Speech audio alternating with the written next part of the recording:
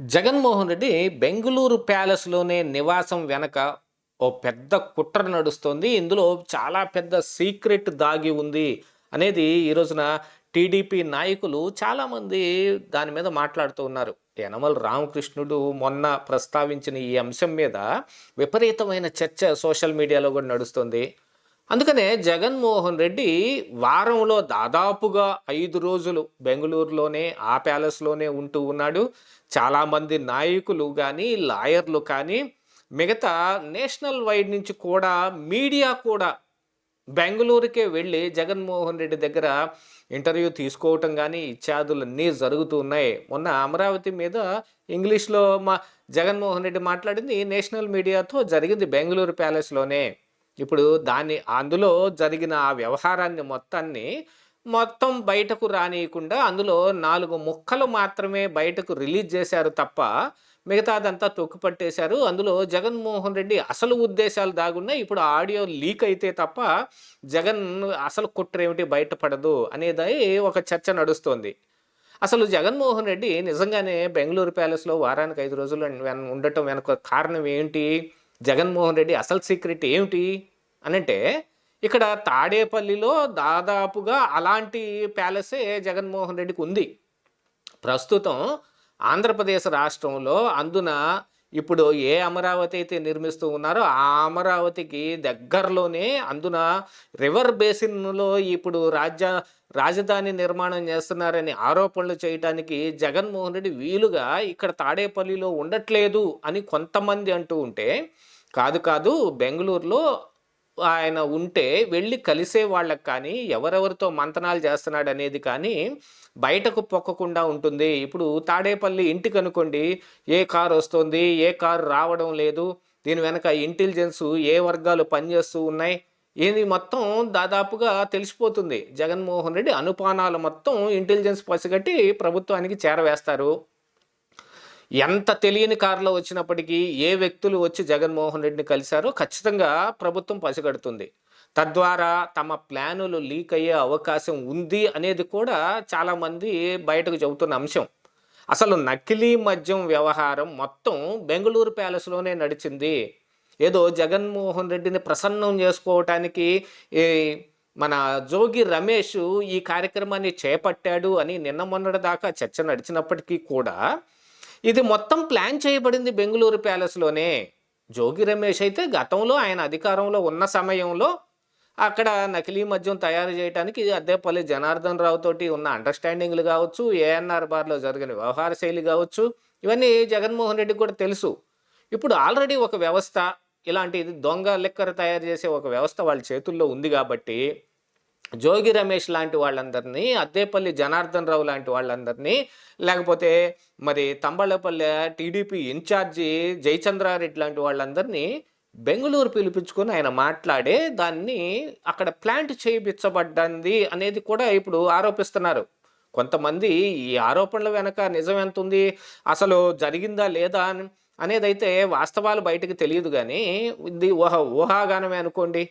నిజంగా జగన్మోహన్ రెడ్డి ఆ పని చేసి ఉండకపోవచ్చునా? జోగి రమేషే అత్యుత్సాహంతోటి చేశాడా? అనంటే జోగి రమేష్ ఆల్రెడీ భయంలో కొట్టుమిట్టాడుతూ ఉన్నాడు. కూటమి నాయకులతోటి సఖ్య సంబంధాలు ఏర్పరుచుకోవడానికి ఆయన విపరీతమైన కృషి కూడా చేశాడు. గతంలో గౌతు లచ్చన్న విగ్రహావిష్కరణ రోజున కూటమి నాయకులతోటి ఆయన నడిపిన వ్యవహార శైలంతా చూసాం కూడా. దాన్ని జగన్మోహన్ రెడ్డి అదునుగా వాడుకొని మళ్ళీ నీ మీద నా ప్రసన్నత ఉండాలి అనంటే, ఇదిగో నువ్వు ఇలాంటివి ఏర్పాటు చేయాలి. అద్దేపల్లి జనార్దన్ రావు తోటి మాట్లాడు అని కూడా చెప్పాడు. యాక్చువల్‌గా అద్దేపల్లి జనార్దన్ రావు సౌత్ ఆఫ్రికా పారిపోతున్న సమయంలో 3,00,00,000 ఇవ్వాల్సింది కూడా జగన్మోహన్ రెడ్డే. కాకపోతే అవి ఇవ్వలేదు. ఇవ్వని కారణానికి జనార్దన్ రావు ఇందులో చాలా పెద్ద వ్యవహారం ఇంక్లూడ్ అయ్యుంది. మనల్ని పావుగా వాడుకొని మనల్ని ఖచ్చితంగా బుక్ చేసి వాళ్ళ వరకు తప్పించుకుంటారని ఆయన ముందుగానే వీడియో రిలీజ్ చేసి ఆయన ఫోన్లు అవన్నీ కూడా దాచిపెట్టేసుకొని వేరే ఫోన్ తీసుకొని వచ్చాడు. దాన్ని కూడా ఆయన ఎయిర్‌పోర్ట్‌లో ముందుగానే వీళ్ళ వైఎస్‌వీపీకి సంబంధించిన మనుషులే ఆ ఫోన్ కూడా లాగేసుకున్నారనేది కూడా ఒక ఈ చర్చ అయితే నడుస్తోంది. యాక్చువల్‌గా జగన్మోహన్ రెడ్డి బెంగుళూరు ప్యాలెస్‌లో ఇలాంటి కుట్రలకు తెరదీస్తున్నాడు. ఇప్పుడు అమరావతి పైన మాట్లాడటం గాని, గతంలో సాక్షి మీడియాలో కృష్ణంరాజు లాంటి వాళ్ళు ఈ అమరావతి చుట్టుపక్కల ఎయిడ్స్ ప్రబలంగా ఉంది. చాలామంది ఎన్‌జీఓస్ అక్కడ ఎయిడ్స్‌కి గురించి వాళ్ళు కూడా వర్క్ చేస్తా ఉన్నారు అని చెప్పటం వెనక కూడా ఇలాంటి దురుద్దేశాలే ఉన్నాయి అనేది కూడా ఆరోపించబడుతోంది.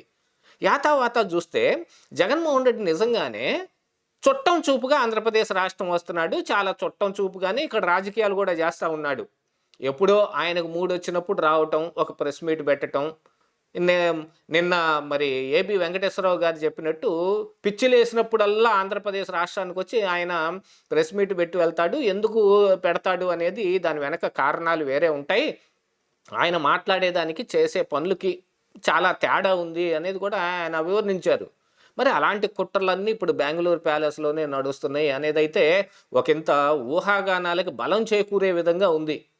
ఇవి నిజాలేమిటి అనంటే ఇప్పుడు బెంగుళూరు పోలీసులు నిజంగా ఇంటెలిజెన్స్‌ని అక్కడ పెట్టి, గతంలో అయితే మరి ఏపీ ఇంటెలిజెన్స్ వర్గాలు కూడా కొన్ని బెంగుళూరు ప్యాలెస్ చుట్టూతా వాళ్ళు కూడా పహారా గాసినట్టు లిక్కర్ స్కామ్ సమయంలో దానికి దగ్గరలోనే మరి ఈ వాసుదేవరెడ్డి కూడా ఒక హోటల్ గది అద్దెకు తీసుకొని ఉండి జగన్మోహన్ రెడ్డిని కలిసి వచ్చినట్టుగా కూడా కనిపెట్టారు. అలాంటిది ఇప్పుడు బెంగుళూరు పోలీసులను ఉపయోగించి ఏపీ ఇంటెలిజెన్స్ వర్గాలను రాకుండా చేసుకోవడానికి బెంగుళూరులోనే ఆయన మకాం వేసి మరి అక్కడ ప్రభుత్వం అంటే కాంగ్రెస్ ప్రభుత్వం ఉంది. అందులో ఈ జగన్మోహన్ రెడ్డికి కావాల్సిన మనుషులు చాలామంది ఉన్నారు. అసలు డిప్యూటీ సీఎంఏ జగన్మోహన్ రెడ్డికి బాగా మిత్రుడు. వాళ్ళ ద్వారా నేషనల్ పార్టీ అయిన కాంగ్రెస్ తోటి ఇంకా ఇండి కూటమితోటి కూడా లోపాయికారి ఒప్పందాలు కూడా జరుగుతున్నాయి అక్కడ. ఇక జగన్మోహన్ రెడ్డి కేసుల మీద ఏం చెయ్యాలి, ఎలాంటివి చేస్తే మరి జగన్మోహన్ రెడ్డి బయటకు పడతాడనే దాని మీద కానీ, నిన్న మొన్న జగన్మోహన్ రెడ్డి నిజంగా చెప్పినట్టు రాజ్యాంగంలో రాజధాని అనే పదమే లేదు, ఆ పదానికి ఒక అర్థమే లేదు అని చెప్పటంలో కూడా జగన్మోహన్ రెడ్డికి అంత రాజ్యాంగం తెలుసుండే అవకాశం ఉందా అనేది కూడా అనుమానాలు చాలామంది వ్యక్తం చేస్తున్నారు. అంటే ఎవరో లాయర్లను పెట్టుకొని ఆయన మదింపు జరుగుతోంది. ఎన్ని కుట్రలకు తెర తీయాలి అనేది ఒక ప్లాన్లు అక్కడ ఖచ్చితంగా బెంగుళూరు ప్యాలెస్‌గానే జరుగుతున్నాయి. అంటే ఈ యనమల రామకృష్ణుడు చెప్పినట్టు నిజంగానే బెంగుళూరు ప్యాలెస్‌లో ఒక బ్యాక్ ఆఫీస్ ఉంది. ఆ బ్యాక్ ఆఫీస్‌లోనే ఈ కుట్రలన్నీ జరుగుతున్నాయి అనే ఆరోపణకి బాగా బలం చేకూరుతా ఉంది.